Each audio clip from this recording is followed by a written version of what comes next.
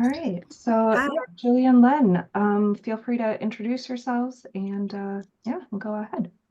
Yeah, thanks. So I'm Len. I'm a program and communications coordinator at GMCC. Hi, I'm Julia Stroutman. I'm a program manager with GMCC and the primary contact for the March campaign this year.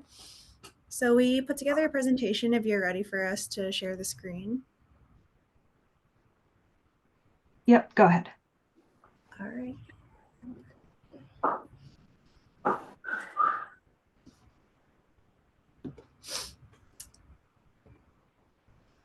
All right, you guys can see the screen?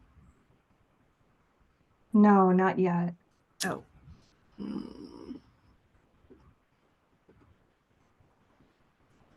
Shit. 1 second while we figure something out. Okay. I have no idea. Great.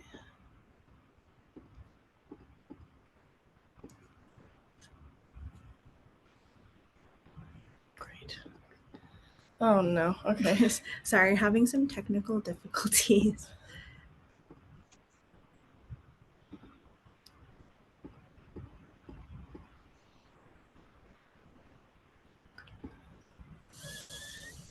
I have no idea. Había visto que ya estaba hecho, ya estaba empezando a trabajar con tú, ya trabajó, haciendo murales y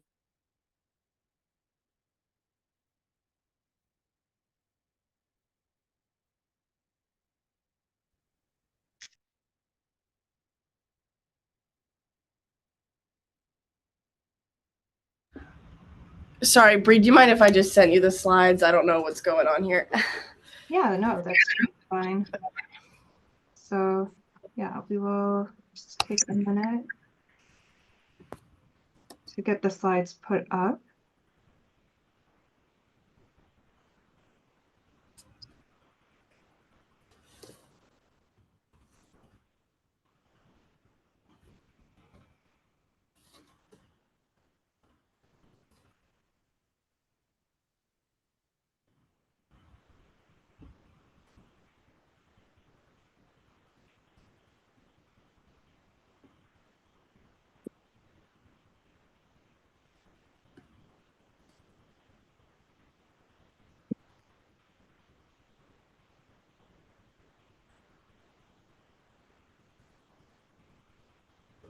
Okay, I sent those over. So.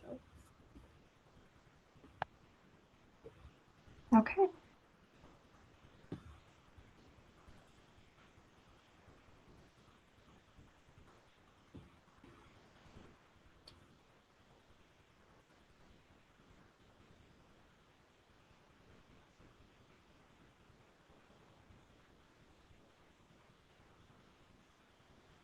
All right, I've got them. Just need to get it open and get it set up for sharing. Great, thank you. Sorry about that. Oh, no, no worries.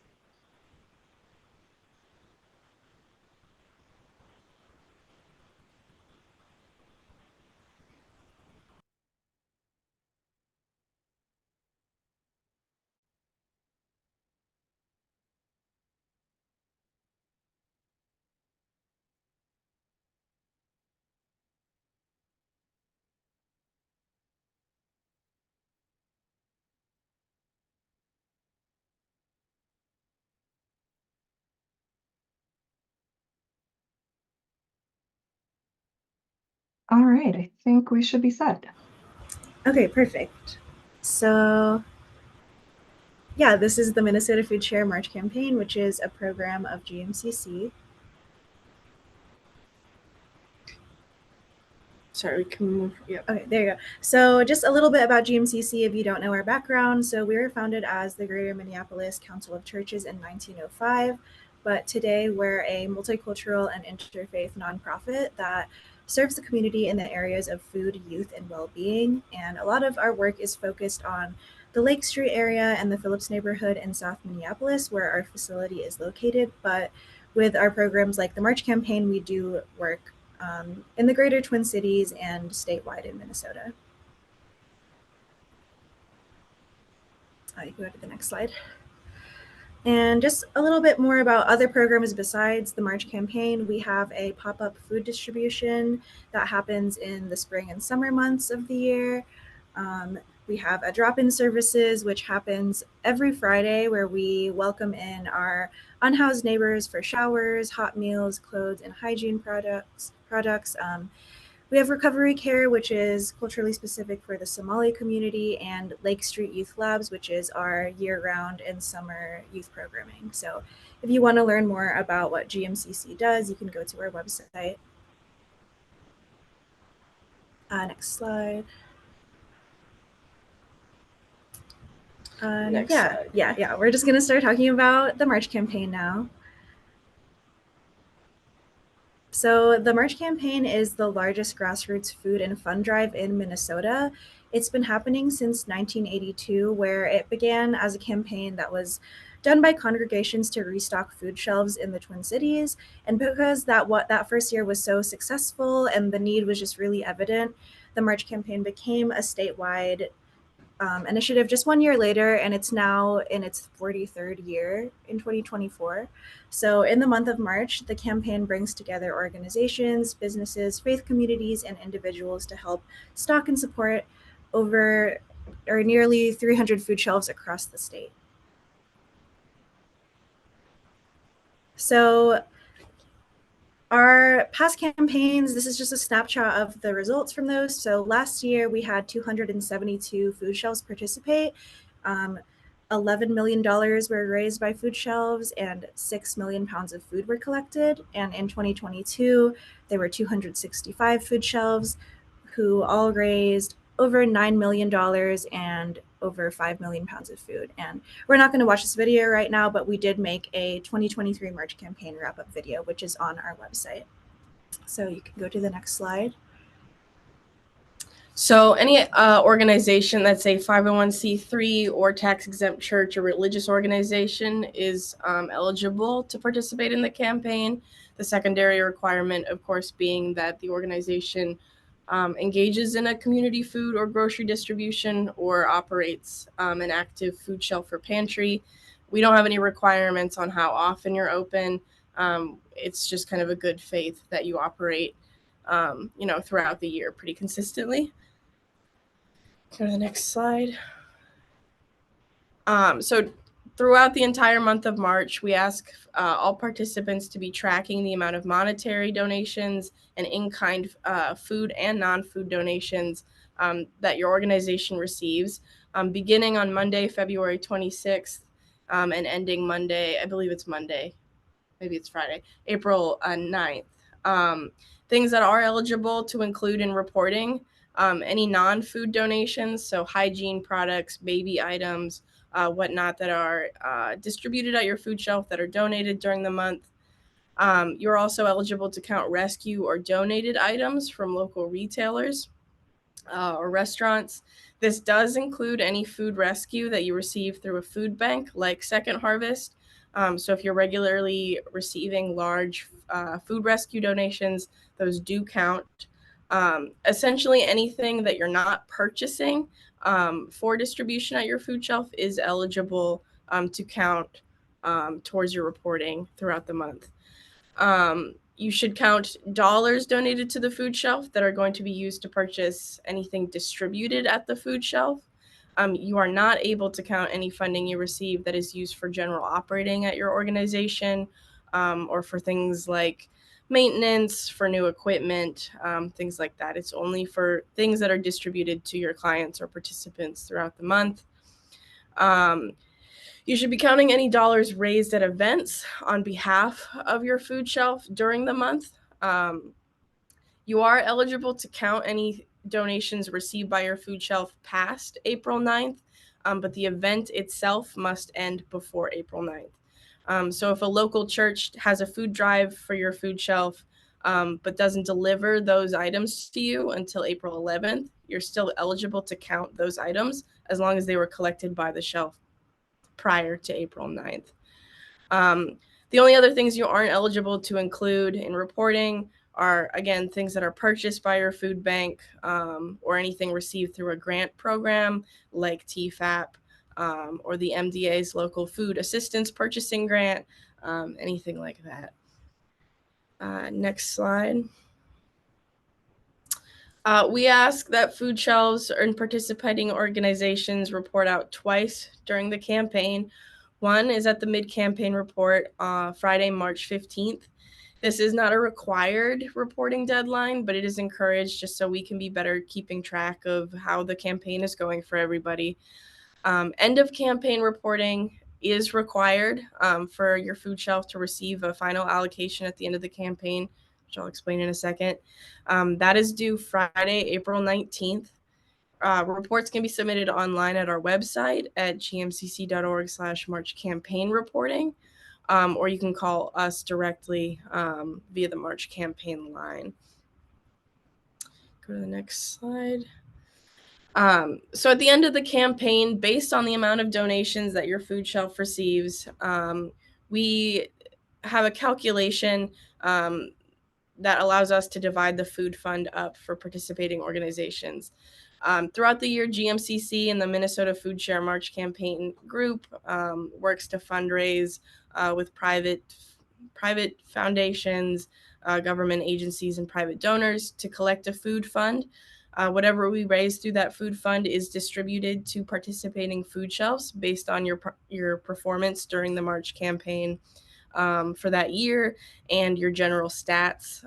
So how many people your food shelf tends to serve, how many pounds of food you tend to distribute through the year. Those allocations can range pretty dramatically. For smaller food shelves, this is often maybe $20 to $50. For larger food shelves, it can be as much as $10,000. So it's definitely very important to track as much as you can coming in throughout the month, because that means your allocation will be higher at the end of the campaign. To date, we've distributed $18.5 million through the food fund. Each year, it's usually around $300 or so $1,000. And 100% of everything that we collect does go to food shelves at this point in time. Next slide. So to help our food shelves promote the campaign in their communities, we have a number of materials available for food shelves. This includes our hunger facts, which is a snapshot of hunger and food insecurity in the state. A couple of big stats from this year. I think all food shelves are pretty aware. Last year was the biggest year for food shelf visits in Minnesota's history. Minnesota's made a record-breaking 7.5 million visits in 2023 to food shelves, which is over double the numbers we were seeing prior to the pandemic in 2019 and earlier. On top of that, food prices have been rising steadily in the past couple of years. Food prices now overall are 25% higher than we were seeing pre-pandemic, which means it's becoming increasingly vital for food shelves to provide food access to members of their community. We have more hunger facts available. You can see those at our website, gmcc.org/hungerfacts. And yeah, so some of those materials that are available on our website. So we have posters. The posters, you can place an order on our website for like professionally printed bigger ones that will be mailed to you for free, or you can just download these smaller ones that are like just like an 8.5 by 11. If you go to our March campaign materials page, next slide. And on that same page, we have a variety of social media graphics. Here's a few examples that food shelves are encouraged to download and post on their own socials throughout the campaign. Next slide. And just remember, if you're participating, to tag us on social media. We have a GMCC account and also a Minnesota Food Share account. We get a lot of press and media mentions and social media interaction during this time. We love to reshare all of the different food shelves that are participating in the March campaign and sharing their stories. So just remember, we're on Instagram, Twitter, and Facebook. I recognize a lot of your names just in the chat right now, so I know a lot of you are already registered, but if you haven't registered, there's still time to do that. We'll be taking registrations up until Monday at the start of the campaign. You can do that at our website, gmcc.org/food shelf registration, or you can give me a call at the Minnesota Food Share line with the number listed here, and I can get you registered over the phone in just a couple of minutes. If you have any other questions about the March campaign throughout the month, you can also give that line a call, and I can help you with anything you might need. Yeah, and these are just some of our funders and sponsors who help us continue to do the March campaign.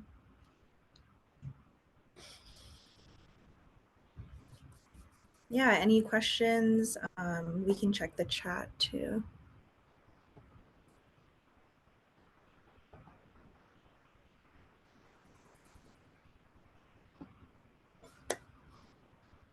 Yeah. Oh wait, that's right. It's until April 6th. Is it April 6th today? It might have been the flipping of 6 and 9.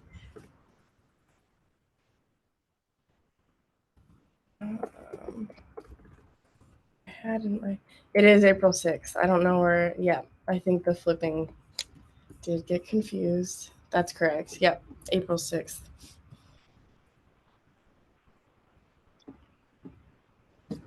Hi, this is Eric Vollen, Catholic Charities Food Shelf St. Cloud. I do have a question. Is there a maximum award? I feel like I've heard $6,000 for in terms of the food fund match or return of funds. To my knowledge, there's no cap. No, I know we had quite a few food shelves last year receive more than $6,000. Yeah. That could have been the case in past years if we had less funders than normal. But everything is divided proportionally based on performance. So I don't think there's any need for us to cap at any certain amount. Okay.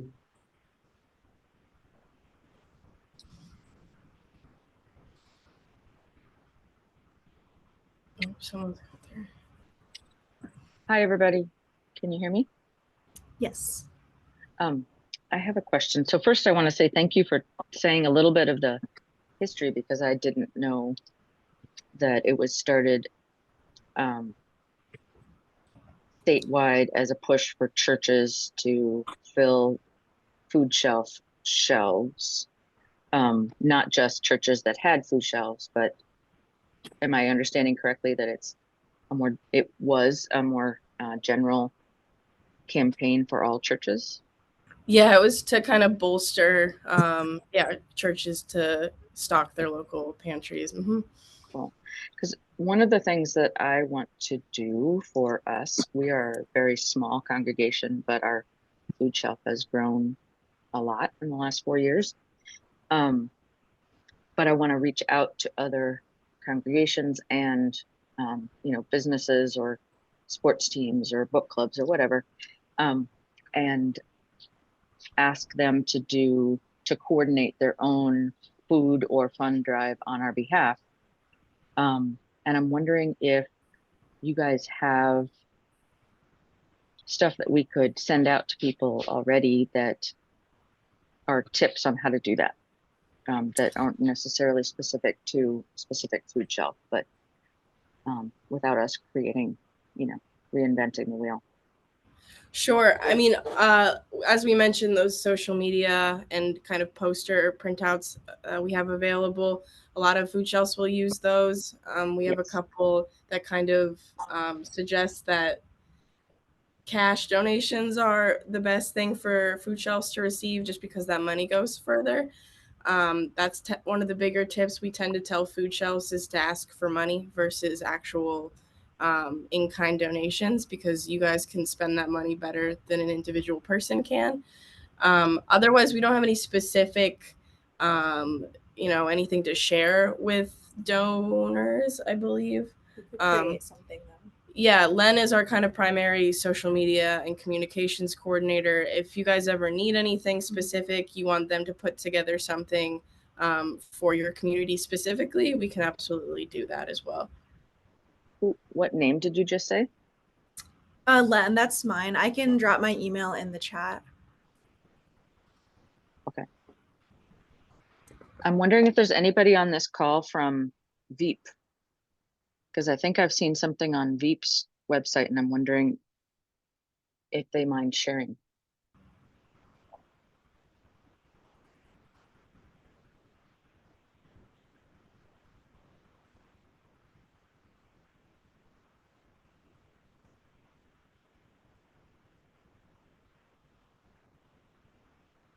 I don't know if Veep is on here. I don't know if I'm not wherever Melissa you said, but I just have a clarifying question.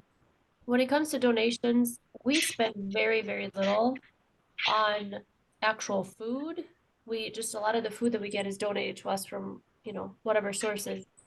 Does that mean that our fundraising dollars would Yeah, have to you've be been like you've been in soccer, you're 18. Oh, sorry, could you repeat that? Yep, no worries. The whole thing. It's just like the second, I think. Yeah, I'm just curious, would our fundraising dollars not qualify if they're not being used directly to purchase food for the shelf? Are there any other categories that would qualify? Because a lot of our food that we get is rescued food or just a lot of donations, to be honest. But we have very minimal cost. The hope is that we would raise a lot more in March. Sure. So the only funds that you're able to count towards the campaign are things that you're using, the funds you're using to purchase things that are distributed at your shelf. So any funds that you are receiving during the month that you're using for general operating costs or for staffing, you wouldn't be able to report to us. But any monetary donations made to your food shelf that are more general, you are able to report, if that makes sense. We don't necessarily need you to tell us how donors are designating those funds. But if you are specifically planning on using those funds for non-food or non-distributable items, you're not able to count that. Okay, thank you.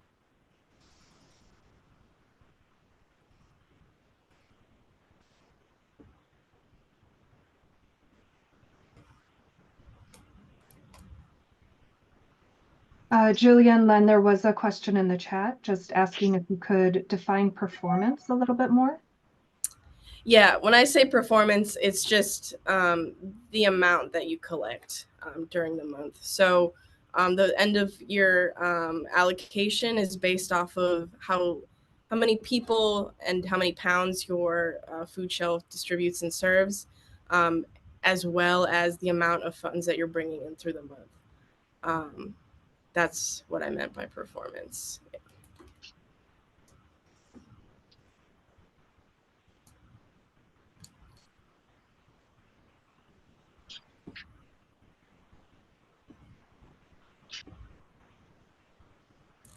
All right, and then another question from the chat was, with the numbers we're reporting and as we promote the campaign, is it accurate to say that $1 equals 1 pound of food?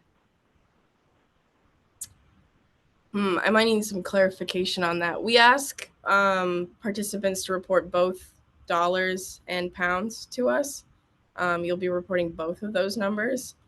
So I don't know. You don't need to equate the two necessarily. You get to report those separately.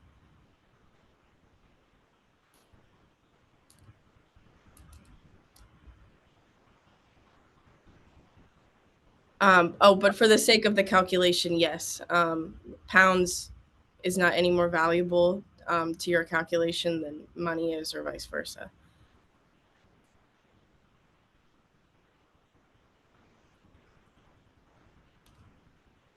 But if I'm remembering right, I think those posters that show like how far your $10 goes, I think it's like, I think the posters show $1. Usually we can buy about 10 pounds. Yeah, is that for correct? the sake of your own kind of fundraising, we just like to send the message out that you guys can do more with $1 than the average consumer can at their grocery store.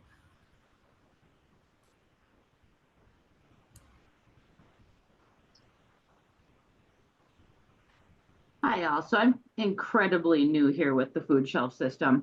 So I I was wondering if I could offer a suggestion, just being the newbie, sometimes things hit you a little bit differently. I was working on our own marketing campaign and we send out like basically a postcard to the different donors that have donated to McLeod Food Shelf in the past. So when I take your guys' images that you provided online, it would be really helpful if you guys had links to these logos. Because when you go to invert them on a postcard, you lose that graphic quality. Now, I was able to obtain those logos privately and fix that issue, but it would have been helpful if that's something that would have been provided by you guys, if it's possible to do. Yeah, we can have that included on our website with the poster and media materials so that they're downloadable. That would be super helpful.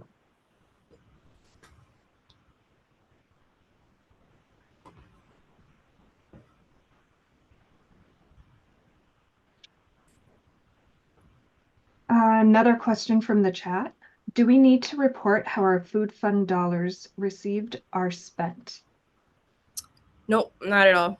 You can do whatever you need to do with those money, the money that you received there. Food fund allocations can be used for operating costs, for staffing, whatever you need.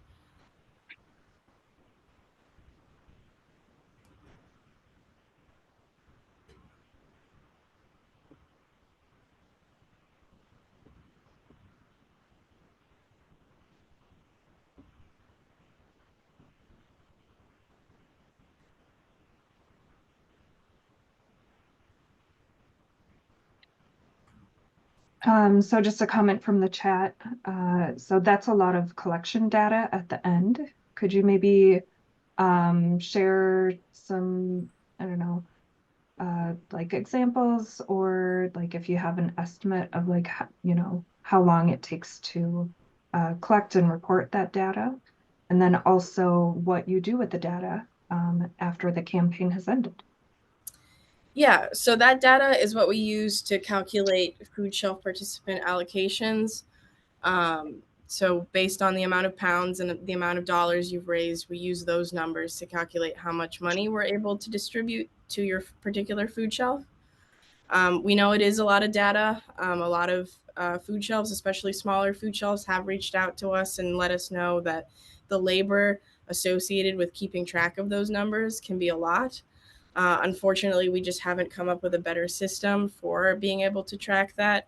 I know a lot of food shelves already track the amount of donations they're bringing in, regardless of the month. So we're hoping that food shelves can kind of rely on existing collection protocols to be tracking those numbers. We don't necessarily need you to prove the donation numbers and having receipts or anything that are coming through. So it is kind of, if there is a need for you to estimate around, that's absolutely fine. We know it can't always be 100% accurate all the time.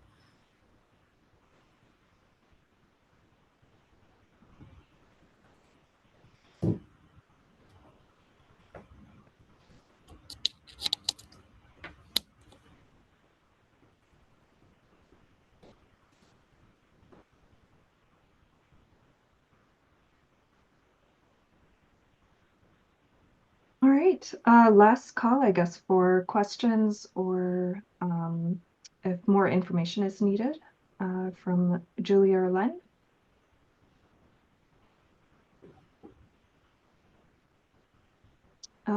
One last question, just from someone who joined a little later.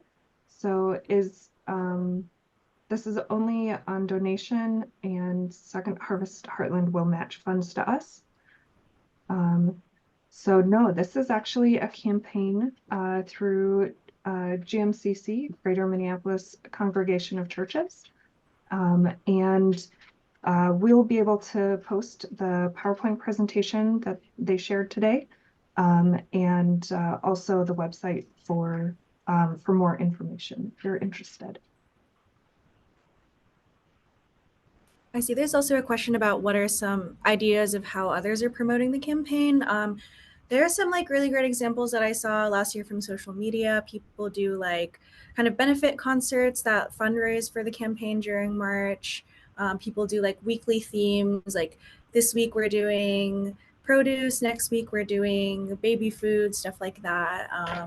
And then I see a lot of people collaborating with like local press and media sources to get the word out as well locally. So those are just a few ideas I can think of, but we'll try to keep sharing more of those ideas.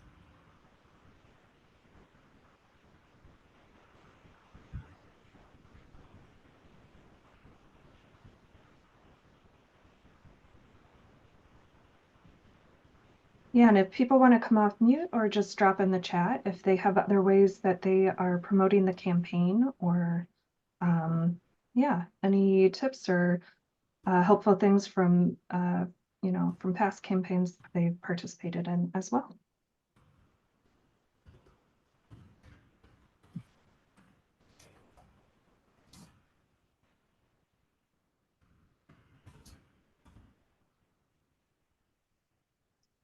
Yeah, I think the big thing that we're going to try to do differently this year for this fundraising is getting more information out to our volunteers and our donors and our church members and other churches, and say, if you have a group, neighborhood group,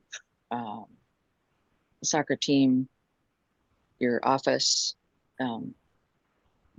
can you organize a fundraiser or a drive or something at their group, and they organize it and then donate it to us? Because we don't have a lot of we don't have people yet. We don't have a board. We don't have people who do the fundraising. So trying to get more people to do fundraising on our behalf is my plan. Yeah, that's a great idea that I think a lot of food shelves, especially smaller ones, like to do. So yeah, we're excited to see what everyone does this March campaign.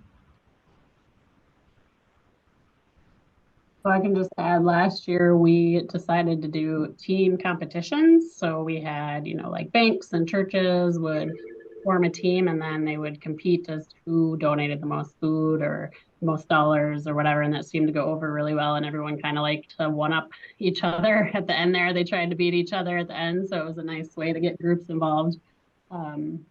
Just add a little fun to it as well. We do the weekly themes, like it'll be pasta week, or it'll be a breakfast week, and that kind of thing. That seems to help as well. Yeah, thank you. I remember seeing on social media you guys sharing about the competitions, and I thought that was a really cool idea. Yep.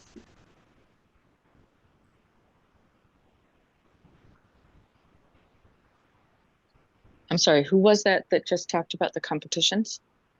All right, this is Katie Wallen from Weekend and Mound.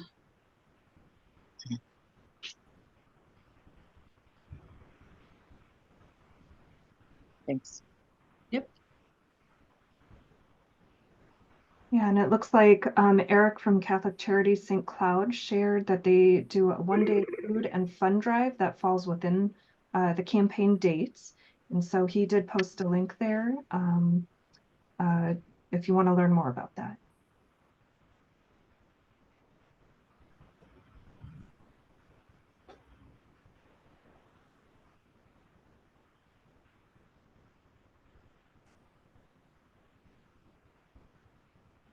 All right, well, Julia and Len, thank you so much for being here today, sharing the information and just helping to support, obviously food shelves within our region, but also just across Minnesota. So yeah, we're certainly also excited to support in this campaign how we can. And yeah, and hopefully top the numbers from last year. So yeah, so I think at this point, I think we're going to open it up into a more general discussion around fundraising.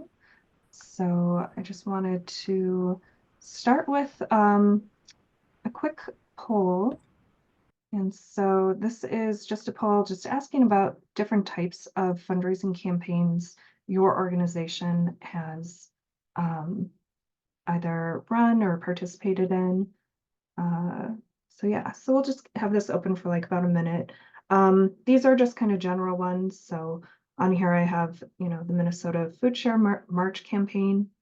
If you've done any social fundraising campaigns, if you've participated in Give to the Max Day, if you do holiday appeals or direct mail campaigns, or if you've done any in-person fundraising events.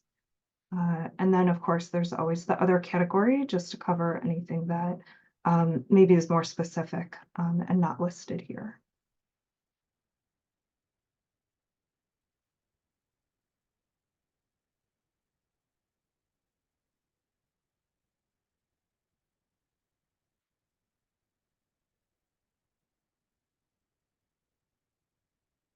Yeah, we'll just have this open for a little bit.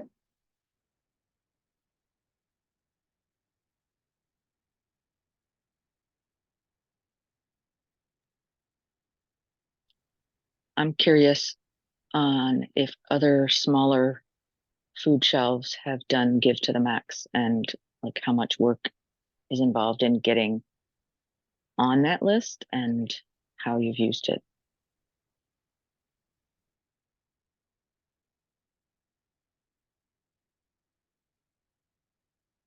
Yeah, absolutely.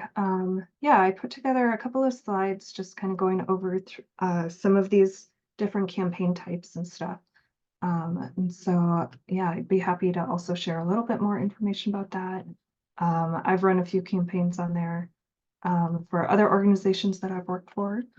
But yeah, I think that's always the question is how much work and how much time has to go into, these different campaigns. All right, I'm going to close the poll so that I can just share results. Let's see. I think you should be able to see them right now. So it looks like, yeah, almost 3/4 of people who are on this call participate in the Minnesota Food Share March campaign. We have fewer doing social media platform fundraising campaigns. About 3/4 participate in Give to the Max. 50% are doing holiday appeals. About 1/3 do direct mail campaigns. 3/4 are doing in-person fundraising events. And then we've got about, looks like 27% doing other types of campaigns. Yeah, would love to learn about like what those specific ones are. If you want to either drop it in the chat or just come off mute and just say a little bit about those.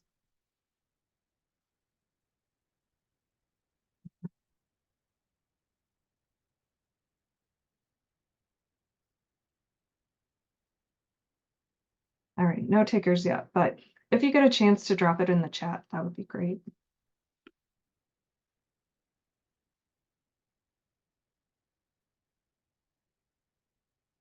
All right, sorry, I'm just switching gears here. I'm going to share my screen. So yeah, so I think, if we can do maybe like just a deep dive discussion on some of these specific campaign types. So certainly just learning about like what has been successful for you, what has been a challenge with this particular type of campaign, any tips or resources that you want to share with the group. That would be great. So it looks like one of the other campaigns that food shelves have participated in is the company UWay campaign. So thanks for sharing about that. Let's see. So yeah, so kind of like the, one of the campaign types that's becoming more popular, I think, especially as technology has evolved, is to do the social media campaigns. So, main platforms for those are like Facebook, Instagram, and TikTok. So some benefits of that is it's relatively easy to set up. And I think typically there are no fees to the recipient organization. So any donations that are made for that campaign are 100% yours. So, again, if you don't have like a specific fundraising staff member, board, or team to be focused on fundraising, usually if you set these up, your network on social media really does the work for you. So you just ask them to contribute and to share. And, hopefully with that network, they will be sharing with peers and other people that maybe aren't aware of your organization or your food program at that time. And you know, so it's a good way to just get more supporters, whether it's online, you know, or donations. I think one of the negatives to doing these type of campaigns through social media is that the platforms don't typically share who the donors are.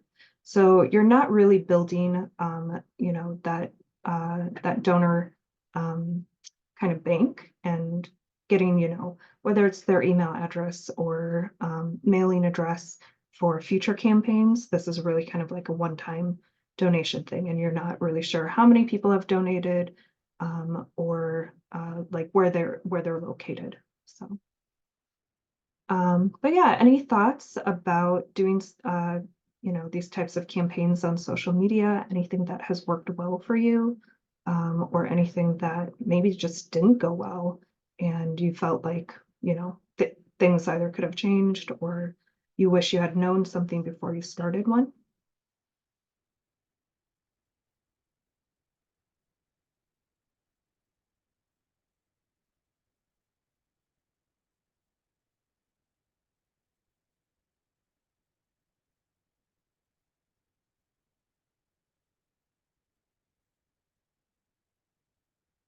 All right, seems like we have kind of a quiet group this afternoon, so that's all right. But again, feel free to just drop a comment in the chat if you have any tips on social media campaigns, yeah, or anything like that. So. All right, I know, Melissa, you had asked about the Give to the Max Day campaign. So this is through givemn.org. So if you go to their website, it's pretty easy to find. Last year for the 2023 Give to the Max Day, $34.2 million was raised for about 6,600 organizations across the state of Minnesota. The next Give to the Max Day is going to be Thursday, November 14th. So definitely put it on your calendar if you're interested in participating this year, especially if it's going to be your first year. I would suggest really carving out like maybe 2 to 3 hours of time, you know, at least a month before the campaign starts, so that you can get your page set up, you know, add stories, pictures, you know, videos, really anything that you want to be sharing with the public about your organization. And yeah, so, you know, I think that's one of the positives about this campaign is that you have your own unique fundraising page on givemn.org's site, and you can customize it and just share your story in kind of whatever fashion you'd like. These pages do stay up year-round, so definitely consider making one, even if you're not going to actively promote for Give to the Max Day. So this is a platform that really anyone can use if they're looking for specific causes to donate to, or to learn more about organizations. So like I said, it does take a little time to set up, but it is very user-friendly. And then also givemn.org has staff members who are also available if you have any questions or you run into any issues with like uploading pictures or something like that. So one thing that I have experienced with the Give to the Max Day campaign is that higher engagement during either the week of or the day of the campaign usually does lead to greater donations. So, you know, if you have the capacity and the time and just manpower, whether it's through your staff or your volunteers, you know, consider making some, you know, shareable media or social media posts, maybe a video or two. And it can just be, you know, really simple things. So, you know, can be done on your phone. You don't need like, you know, a full production or anything for that kind of video. So yeah, but that's like my main takeaway from this campaign is that the more you engage with your supporters and the public, you know, the more donations you'll probably get through that campaign. So yeah, anyone else yeah, have any thoughts about Give to the Max Day?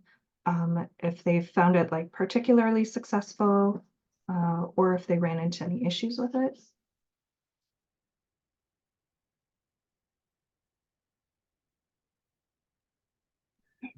Hi, this is Mary Hernandez with Mikasa. And we used Give to the Max for the first time after jumping through so many hoops to get registered with them as a nonprofit. We finally were able to do it. However, they have like a major Give to the Max event, and we did not qualify for that. Even with all the struggles and hoops and things, we were able to raise $580. So it was good. It's for our first time and without qualifying for their major event, we brought in 580, so we were really excited. Hopefully it goes better next year, and we don't have to jump through all this hoops because now we're in.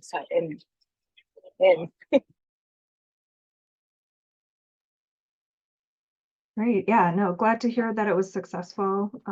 So it sounds like maybe the setup part does take a little bit of time. So definitely, you know, reach out to staff there if you're having issues, or if you have any questions. But yeah, thanks for sharing, Mary.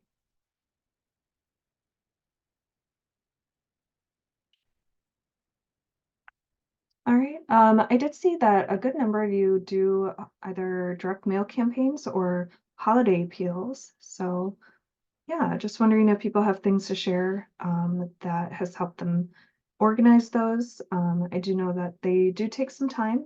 You know, whether you're doing a direct mail or if you're using email. But I think it's a really great way to share stories with donors, to be able to thank them at the end of the year if they're, you know, donors who have supported previously, or just share updates about your organization and your programs. So.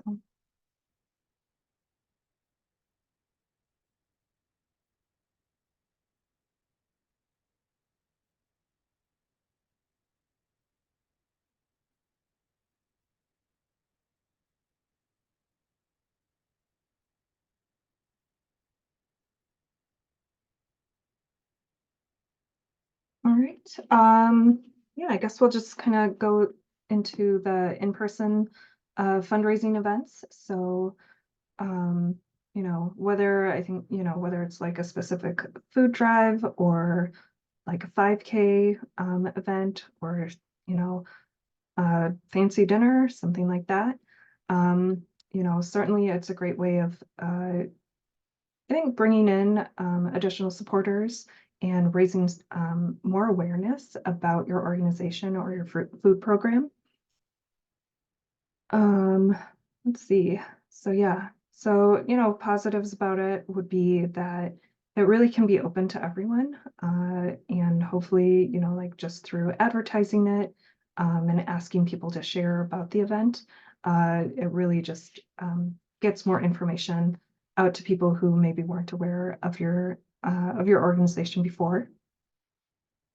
Another good thing is that it gives you time to actually meet you know, donors and supporters and people of the community, and gives them a chance to also get to know you. So really putting, you know, a face behind the name. I think that's a really great way of connecting with people and getting them to invest and share your mission and your vision. So certainly, you know, in-person events do take a lot of time. They can take, just depending on what type of event it is, more manpower, and maybe some needs for either upfront funding, or to be finding, you know, some in-kind donations. So whether that's food, maybe entertainment like a band or a DJ, as well as venues. All of those things certainly can be found, you know, through asking for in-kind donations. Excuse me, I've found that small businesses and Chamber of Commerce's are a great place to start for those type of in-kind donations. So yeah, but has anyone had like any really fun or just surprising events that, you know, maybe they just thought they'd take a chance on and ended up going really well? Or yeah, or events I think that, you know, you do annually and that have just been really successful for your organization?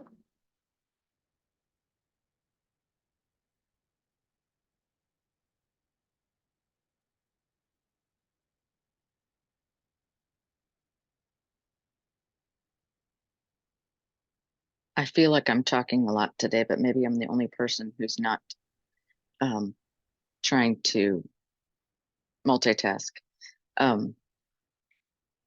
This past December, we tried getting together and having a kind of a holiday party slash fundraiser for the food shelf. And that's something that used to happen before COVID. And this was the first time we tried, and we kind of decided last minute, so it wasn't as organized as it could be. And it was the weekend before Christmas, so it was like later than it should be because there's too much going on then. But it was really cool, and it could be so much better.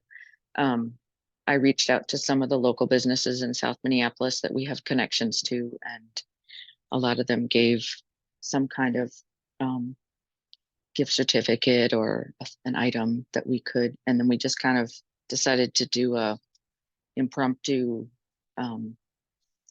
silent auction where you just have like volunteers and Calvary members, church members brought things that they thought other people would like.